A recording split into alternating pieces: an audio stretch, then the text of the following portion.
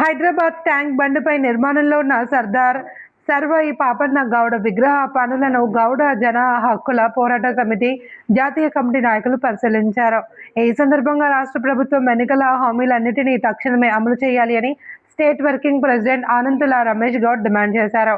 August 18 లోపు జనగామ జిల్లాకు సర్దార్ సర్వాయి పాపన్న గౌడ్ జనగామ జిల్లాగా పేరు ప్రకటించాలి అని, ఏజెన్సీ గీత కార్మికుల లైసెన్సుల పునరుద్ధరణ, తాడు చెట్టుపై పడి మరణించిన కార్మికుల కుటుంబాలకు 10 లక్షల ఎక్స్గ్రేషియా మరియు బ్రాందీ దుకాణాల్లో 50% లైసెన్సులు, గౌడ సమాజానికి కేటాయింపు, గీత పరిరక్షణకు రక్షణ పరికరాలు, జీవో 560 అమలు వంటి హామీలను వెంటనే అమలు చేయాలి అని కోరారు.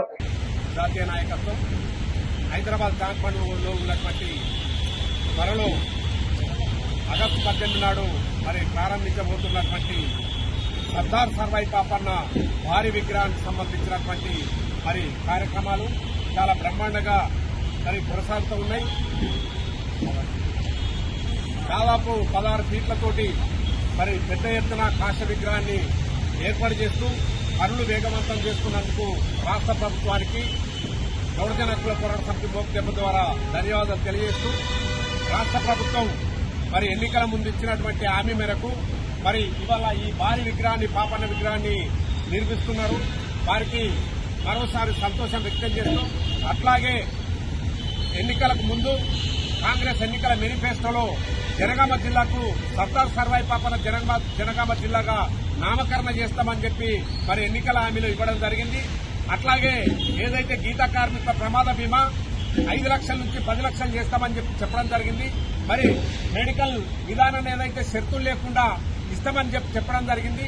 అట్లాగే కోకాపేటలో ఉన్నటువంటి రాష్ట్ర ప్రభుత్వం గత ప్రభుత్వం కేటాయించినటువంటి 5 ఎకరాల భూమిలో గౌడ ఆత్మగౌరవ భవనాన్ని కూడా వెంటనే పనులు ప్రారంభించాలని చెప్పి మా ఆత్మగౌరవ సమస్య అయినటువంటి గౌడ కులస్తుల సామాజిక ఆత్మగౌరవ సమస్య అయినటువంటి సర్వాయిపేట ఏదైతే సర్దార్ సర్వాయి పాపన్న జనగామ జిల్లా నామకరణ చేయడం ద్వారా ప్రభుత్వానికి నయా పైసా ఖర్చు లేదు కనుక మాకు ఇచ్చిన హామీ మేరకు జనగామ జిల్లాకు పాపన్న జనగామ జిల్లాగా పెట్టడం ద్వారా ఈ లక్షలాది మంది గౌడ కులస్తుల ఆత్మగౌరవాన్ని కాపాడినట్టు అవుతుంది. కనుక ప్రభుత్వం ఆ సైడ్ ఏదైతే గౌరవ ముఖ్యమంత్రి గారు ఈ విగ్రహాన్ని ప్రారంభించేటప్పుడు గౌరవ పెద్దలైనటువంటి మంత్రివర్యులు, బీసీ సంక్షేమ శాఖ మంత్రివర్యులు పొన్నం ప్రభాకర్ అన్న, అట్లాగే టీపీసీసీ అధ్యక్షులైనటువంటి మహేష్ కుమార్ గౌడ్ గారు వారు చొరవ తీసుకొని ఈ ఆగస్టు 18 నాడు జరిగేటటువంటి మీటింగ్ లో ప్రారంభోత్సవ సభల్లోనే గౌరవ ముఖ్యమంత్రి గారి చేతుల మీదుగా ఆ జిల్లాను కూడా ప్రకటిస్తున్నామని చెప్పే విధంగా చేయాలని చెప్పి సందర్భంగా